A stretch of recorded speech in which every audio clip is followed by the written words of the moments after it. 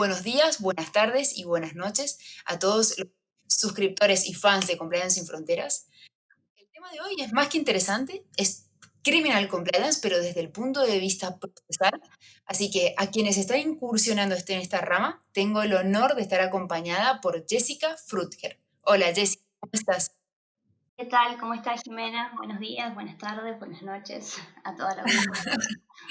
No sabemos de a quién nos escucharán, así que es importante saludar en todas las opciones que tenemos. Bueno, antes que nada, antes de avanzar, les presento a Jessica. Jessica es abogada, especialista en derecho penal, cuenta con experiencia de más de 10 años en el área de instrucción de causas penales, tiene mucho trabajo de campo, investigación y experiencia en procesos penales de flagrancia, es armado de la teoría del caso para audiencias de debate de juicio oral y juicios por jurados.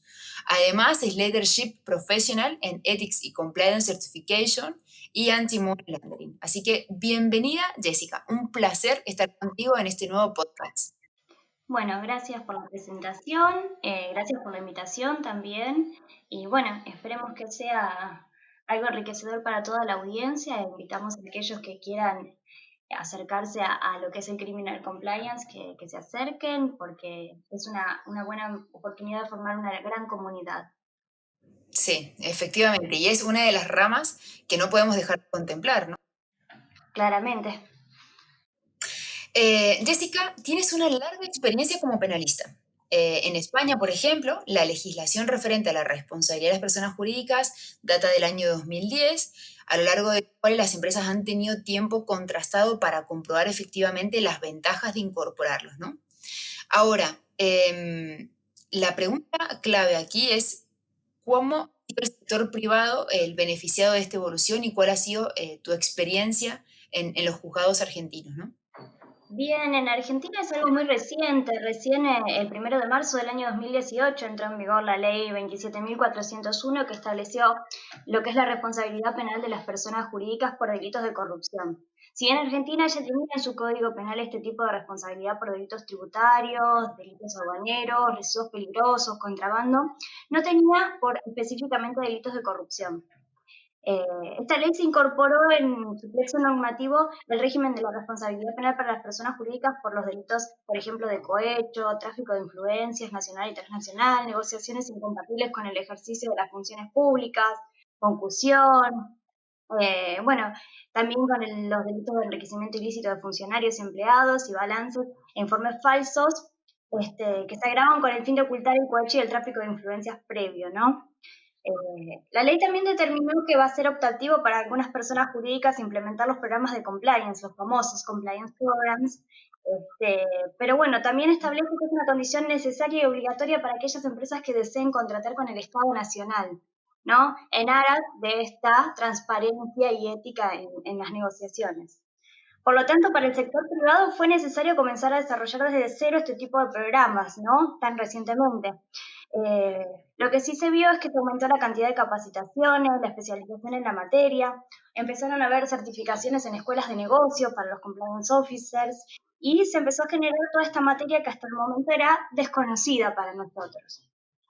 Este sector privado, que podía tener un poco más de avance y desarrollo en la materia, podría comentar sus experiencias y prácticas, y así el sector público, por ejemplo, en Argentina, la Oficina Anticorrupción, impartió unas consignas prácticas para las grandes empresas, como así también para las pymes, que también quedaron incluidas en esta legislación. Las pymes son las pequeñas y medianas empresas, que aquí en Argentina son bastantes, porque son empresas familiares, por ejemplo. Por lo tanto, también estos programas de compliance lo que hacen es otorgar una calificación superior a la hora de la licitación en los procesos de selección de contratistas. Como dije antes, para algunos obligatorio para contratar con el Estado, ¿no? Por ejemplo, aquellas que no tienen el programa eh, tienen una calificación inferior. Allí se puede ver claramente el valor que tiene el compliance program a la hora de hacer negocios. Y en lo que hace también a la reputación de la empresa, el tema reputacional sabemos todos que puede costar hasta el fin de una empresa. Incluso si la empresa llegara a estar frente a los tribunales y fuera sobreseída, ¿no? Pero bueno, ya pierde la reputación, auspiciantes, puede perder alianzas estratégicas, incluso talentos, porque en la nueva era digital, en este mercado laboral que abarca el segmento etario de los millennials, por ejemplo, estas personas se identifican con empresas transparentes, empresas integradas, empresas que no tienen conflictos de ningún tipo y que representan a los derechos fundamentales de los colaboradores, pero en particular en temas de corrupción. Y más siendo tan sensible este tema de la corrupción en Argentina, ¿no? Por cuestiones de público conocimiento. Sí, totalmente, totalmente de acuerdo, ¿no? Y además que en líneas generales todo esto lleva tiempo. Aquí en España, la verdad que soy bastante optimista con cómo se ha enfocado el órgano judicial. 25 sentencias, más de 25 sentencias por parte del máximo tribunal español, independientemente de la Audiencia Nacional y tribunales inferiores. Y aunque la mayoría de las cuestiones estuvieran enfocadas en temas procesales, que fue una de las grandes carentes en la regulación de fondo, no se trató en la normativa penal y en el Código de Procedimiento Criminal los aspectos procesales, vale la pena mencionar que soy consciente de que el tema judicial o procesal marcará un antes y un después en Latinoamérica. Es decir, cuando en Argentina o en cualquier país de Latinoamérica se produzca un pronunciamiento judicial, marcará un hito muy importante, ¿no? Y obviamente, todo Latinoamérica, y ya ahora con la globalización es a nivel mundial, pero bueno, Latinoamérica por sobre todo porque se caracteriza por tener este tipo de gobiernos que tienen un halo no tan transparente sobre ellos, y bueno, este tipo de legislaciones nos lleva a ser una sociedad mejor y una comunidad más ética, ¿no? Respetando los principios de transparencia que se deberían tener en cuenta no solo para los negocios, para el derecho, sino para la vida en general. Sí, completamente de acuerdo. Jessica, hablando en términos concretos de ciencia penal, ¿no? Vemos que las formaciones y los documentos de trabajo normalmente trasladan una imagen mental a la audiencia de autoría, ¿no? Es decir, el directivo que realiza un hecho tipificado como delito, el trabajador que acepta o comete sobornos. ¿Qué hay de las formas de participación en el delito? ¿Concienciamos suficientemente a las empresas de que caben también formas de punición en calidad de partícipes, cooperadores necesarios, etcétera? Una cuestión de interés que hay que tratar muy, muy puntillosamente cuando se habla de responsabilidad penal de las personas jurídicas, ¿no? Es esto que hace posible la pluralidad de personas físicas responsables. Es complicado en este sentido para mí marcar unas relaciones de jerarquía o dependencia respecto de las acciones concretas. ¿Por qué? Porque hablamos de corporaciones, de empresas, donde es muy difícil señalar cuál es la información conocida por un subordinado o por un encargado, o es casi imposible encajar los escenarios de improvisación empresariales en el reparto funcional interno de las sociedades, la división de tareas. Son conductas de carácter complejo donde se produce una fragmentación de la decisión y ejecución de actividades. La esencia de este problema va a ser determinar cuántas personas físicas han de responder por el delito que también genera la responsabilidad de la persona jurídica. Lógicamente, el presupuesto de partida va a ser que los directivos dictaron la orden, cuyo cumplimiento implica la comisión de un delito, y que a su vez un subordinado o un empleado eh, plenamente consciente lo ejecuta. De no ser así, no, obviamente estaríamos hablando de autoría mediata. Siempre tenemos que tener en cuenta que cuando se habla de responsabilidad penal de las personas jurídicas, se habla de las acciones que se cometan en favor, siempre y en beneficio de la empresa, de la persona jurídica. Este, Así que bueno, solo queda la posibilidad de entender que estas situaciones, considerando el poder de decisión de cada una de las personas que tienen los superiores sobre los subordinados también, para mí lo correcto sería calificar la conducta de todos y cada uno como coautoría del hecho. Pero bueno, hay distintas doctrinas, hay distintas teorías y como dijimos al principio, esto es algo muy novedoso, por lo que bueno, se están sentando ciertas bases.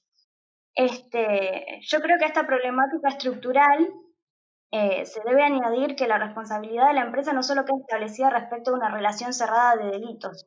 Entonces, a modo de observación de dogmática penal, es patente en tanto que debe adecuarse la reprobación de la empresa por razón de la naturaleza del delito concreto y no por una razón de conformación de la responsabilidad en sí.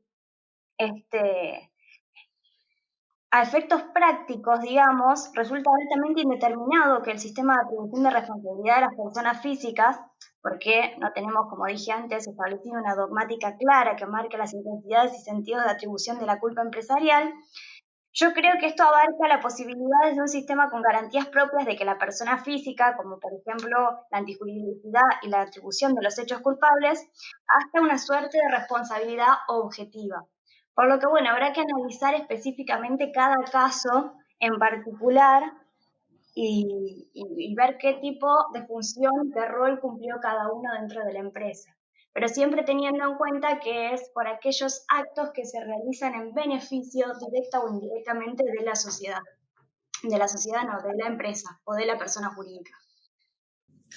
En relación a este punto, sobre casos de éxito en proyectos recientes de Criminal Compliance que hayas promovido, ¿cuál ha sido la clave del éxito? ¿Puedes trasladarnos algunos casos reales que te hayas encontrado?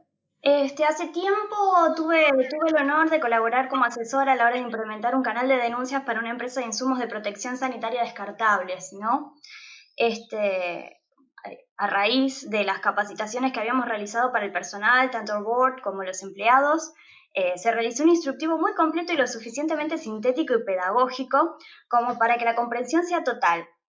Del cual, a propósito, estamos muy orgullosos, por si acaso, ¿no? En definitiva, ya que estamos atravesando esta situación sanitaria a raíz del COVID, creo que puedo comentar esta situación, que es esta empresa de insumos de protección sanitaria, que entre otros productos fabricaba barbijos descartables de distintas clases y tipos. Lo aclaro porque yo no estoy al tanto de las cuestiones técnicas, pero bueno, evidentemente hay algunos tipos de barbijos que no son aptos para el uso hospitalario, pero sí para el uso doméstico. Cuestión está en que el gerente de ventas de esta empresa encomendó a un empleado del sector de ventas que realice la venta por un lote a una clínica privada de acá de la zona oeste del Gran Buenos Aires, pero bueno, habían solicitado una cantidad mucho mayor a la que tenían en stock de barbijos hospitalarios. Con la cuestión de emergencia era necesario realizar la entrega inmediatamente. Por lo que aún así, ¿no? El gerente dispuso a realizar la operación y hacer entrega de la cantidad de barbijos solicitada lo antes posible, sin aclarar cuál era el tipo de insumo que debían vender, si estos hospitalarios o estos que eran solamente aptos para el uso doméstico. Un empleado del sector de ventas utilizó este canal de denuncias habilitado y se realizó una denuncia anónima por la cual se inició una investigación interna. Fue muy rápidamente la investigación porque se pudieron aclarar y enmendar las cuestiones en una fase preventiva, digamos, y se hizo la entrega de insumos adecuados, obviamente que demoró un poco más, pero bueno, se hizo la entrega total y se pudo cumplir. Por lo que fue efectivo en lo que hace al criminal compliance en la fase de prevención y en la fase de investigación interna, ¿no? Un sistema aceitado, en este caso, permite reaccionar a tiempo frente a cualquier tipo de sospechas. Entonces, bueno, esta hotline o casilla de correos que habíamos implementado generó que se haga una investigación interna y se puedan tomar medidas para recolectar la evidencia que acreditara o niegue el ilícito. Y bueno, ya que estamos hablando de estas internal investigations que se realizan a raíz de este tipo de medios de denuncia, no queremos decir que con esto se evita que la justicia actúe, sino que se puede prevenir, que es una de las funciones, digamos, del criminal compliance. Bueno, la verdad es que súper interesante, la verdad que nos encontramos con muchísimas situaciones de ellas, porque la verdad que el canal ético es una fuente de información muy interesante, ¿eh? Ahora que se está implementando los canales anónimos, mucho más, ¿no? Pero los informes de Criminal Compliance suelen contener una primera parte un poco técnica, referida sobre la parte general del derecho penal, donde se aborda el concepto jurídico de tipicidad, culpabilidad, causas de justificación, estado de necesidad, etcétera, ¿no? ¿Hay algunas claves para que estos informes de Criminal Compliance se actualicen en el siglo XXI? Bueno, como dijimos antes, el criminal compliance es una herramienta que permite protegerse a las empresas frente a la eventualidad de que puedan ser objeto de una sanción penal. Son medidas mediante las cuales las empresas pretenden asegurar que se cumplan las reglas vigentes para ellas y tanto para ellas como para su personal, y que si ocurren infracciones se investiguen y eventualmente se sancionen o se solucionen. Entonces lo que tenemos es un compliance preventivo en lo que hace a la parte penal. Tenemos estrategias que se adoptan por las empresas para dificultar la comisión de delitos por parte de sus empleados y tenemos una organización orientada a asegurar la capacidad para no incurrir en conductas delictivas, siempre hablando de la cultura de la empresa y de la sociedad, de la persona jurídica. Ahora, los deberes de vigilancia de compliance empresarial tienen que ver mucho con lo que hace a los protocolos y autorregulaciones empresariales de Know Your Customer o deberes de vigilancia de las casas matrices respecto de las filiales, lo que incide directamente en la reconfiguración del alcance de los deberes estos de vigilancia que estábamos hablando. Esto más que nada con el tema de la globalización y la conexión que hay entre varias filiales de una empresa internacional. Actualmente también se pueden añadir a los programas de cumplimiento determinados estándares de calidad, las normas ISO, UNE, el DIN, que agregan una definición de responsabilidad, tarea y funcionamiento dentro de las organizaciones para satisfacer diversos aspectos. Por ejemplo, la prevención de riesgos ambientales, laborales, políticas de seguridad de la información y lo que hace a la responsabilidad corporativa. Estos mecanismos tienen que ser ágiles, eficientes de chequeo, transmisión de información y recaudo que se puedan ver en todas las etapas de la contratación. O sea, tenemos que evitar este mal llamado incentivo oscuro que altere la elección del proveedor, los controles automatizados y las alertas en sistemas ligados a los negocios y operaciones transaccionales que activan, por ejemplo, ante movimientos bancarios sospechosos, no sé, hablando, por ejemplo, de movimientos que exceden determinados montos o accesos al sistema en horarios insospechados. Ahora que estamos con el tema del aislamiento, eh, es muy común que suele suceder esto, ¿no? Que haya acceso a los sistemas en horarios que no son los laborales y que sea más difícil mantener estos controles. Pero bueno, actualmente también existen herramientas tecnológicas muy sofisticadas que mejoran cualitativamente la capacidad de las empresas para obstruir y desincentivar este tipo de conductas. Un buen sistema de compliance va a exonerar la responsabilidad penal de la persona jurídica. ¿Por qué? Porque va a faltar el presupuesto del déficit de la organización. Ese delito va a ser una expresión de una consecuencia que incluso mediante un comportamiento diligente no pudo evitarse. Así que a nivel de la persona jurídica, todo sistema de compliance cumple una función de capacitar a la empresa para el seguimiento de las normas jurídico-penales. Es algo que venimos hablando antes. La capacitación es sumamente necesaria para una cultura de ética y cumplimiento y transparencia.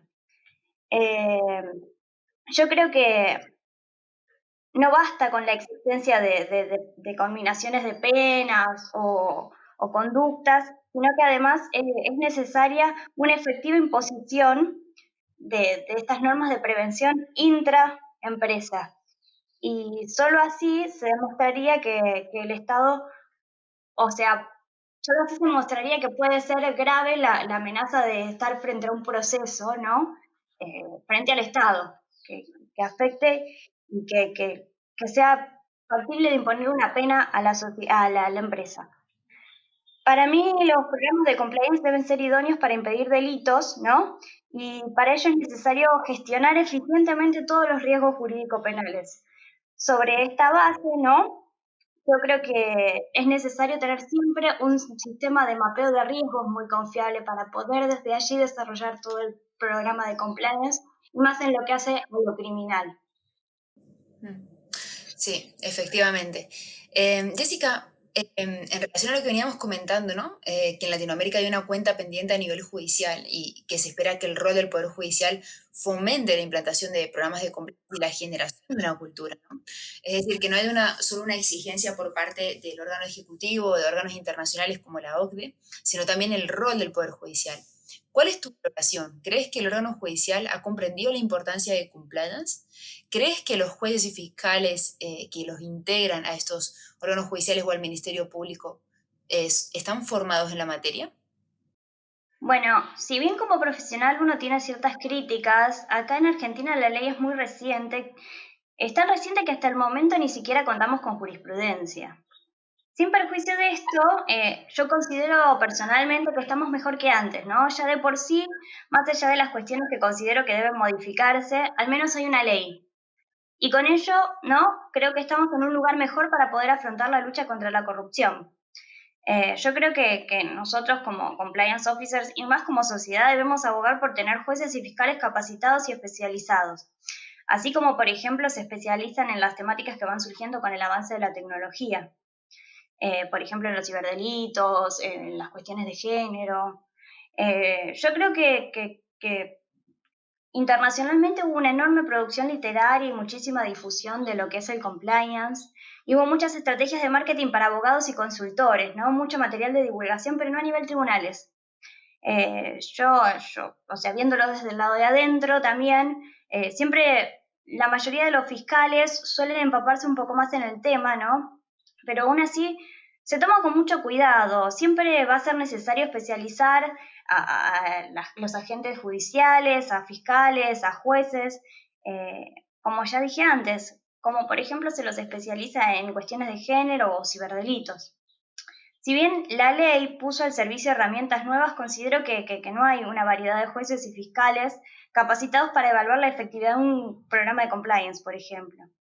Si bien muchos se capacitaron siempre en forma privada, a nivel jurisdiccional no creo que tengan las herramientas, ¿no? Como para abordar esta temática. Pese a que los tribunales no se enteraron casi de la sanción de la ley aquí en Argentina, yo creo que en España y Chile hubo una notable producción científica y académica y se discutieron temas que en Argentina, por ejemplo, todavía no se han discutido. Pero bueno, esto como mencionabas vos al principio, en España la legislación se sancionó en el año 2010 y recién en el año 2016 hubo una sentencia, ¿no? También Perú tiene un modelo similar al de Argentina es algo muy novel.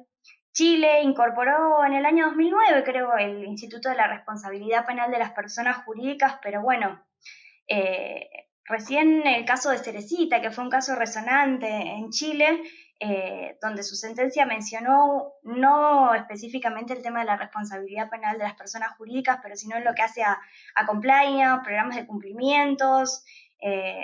Todo eso fue en el año 2013 recién. O sea, siempre vemos que a partir de la legislación debemos esperar bastante tiempo para que haya pronunciamientos que dicten un camino para recorrer, ¿no? Pero bueno, eh, yo considero que es una cuenta pendiente de los tribunales el capacitar a jueces, fiscales y empleados para poder afrontar esta nueva realidad. Sí, efectivamente, es cuestión de tiempo. Todos los países ha llevado tiempo y lo que siempre intento trasladar es que la normativa en materia de compliance siempre ha ido. Así que ningún país ha retrocedido y tenemos que estar preparados como profesionales para que continúe en esa línea, ¿no? Jessica, para finalizar, contame por favor, ¿qué es lo que le recomendarías o le aconsejarías a una persona que va a iniciarse en todo lo que es defensa corporativa o criminal compliance, ¿no? Es decir, ¿qué aspectos debería tener en cuenta, qué habilidades debería reforzar y qué perfil debería ir persiguiendo, ¿no? Y bueno, ética y compliance es un camino apasionante, ¿no? Donde cada día se presenta un desafío diferente. Eh, Para el maestro Silva Sánchez, por ejemplo, compliance significa que es una buena medida de autovigilancia. O sea, es una materia esencialmente interdisciplinaria. Eso a mí me apasiona, ¿no? No tener una sola herramienta, sino que cuento con un abanico de posibilidades que abarca desde lo jurídico, lo social, lo económico, lo político. Pero bueno, en lo que hace al terreno jurídico penal, para mí el oficial de cumplimiento, compliance officer, ocupa un rol fundamental en la prevención de ilicitudes dentro de las empresas, ¿no? Tanto mediante la disposición de los procedimientos de control que hablamos anteriormente, como mediante la capacitación de los empleados, porque cada vez son más los países que están legislando para erradicar la endémica corrupción, ¿no? Más en América Latina, y por ello se precisan especialistas en este terreno. En ese sendero, el criminal compliance siempre cuenta con un background de formación dogmática y práctica, pero bueno, si hay una buena gestión no va a ser necesario siquiera realizar una defensa corporativa. No por eso no deja de ser un desafío este nuevo paradigma. Y bueno, en tanto se vaya avanzando, siempre van a surgir nuevas aristas que obligan a estar en constante formación y aprehensión de herramientas para afrontar la realidad corporativa. Siempre se debe buscar el superarse, el aportar valor, manejarse con transparencia y honestidad siempre, ¿no? El compliance officer siempre debe liderar con el ejemplo. Eso digo siempre yo, que en todos los ámbitos, no solo en lo que hace a lo laboral. Esto nos prepara para enfrentar situaciones difíciles y cuestionamientos que a veces nosotros mismos los generamos. Así que bueno, ojalá que estos consejos sean de provecho para quienes inician su camino en esta gran responsabilidad y privilegio de ser compliance officer, y bienvenidos a todos aquellos que quieran ser parte del Criminal Compliance. Muchas gracias, Jessica. Ha sido un verdadero placer escucharte. Estoy segura que todos los suscriptores de Compliance Sin Fronteras que estén interesados en Criminal Compliance escucharán y se habrán enriquecido de tus aportes. Te invitamos a que sigas participando, a que sigas sumando experiencia y consejos por el camino que has desarrollado y te deseamos éxitos para todo lo que desarrolles de aquí en adelante. Bueno, es un honor haber participado de este podcast. Quiero agradecer la invitación y bueno, esperamos poder difundir esta cultura de compliance que viene creciendo cada vez más y más y que resulta tan importante en estos tiempos que corren con estos nuevos paradigmas. Y bueno, esperemos que nos volvamos a encontrar. Estoy segura que sí. Muchísimas gracias y que tengas una bonita tarde. Igualmente.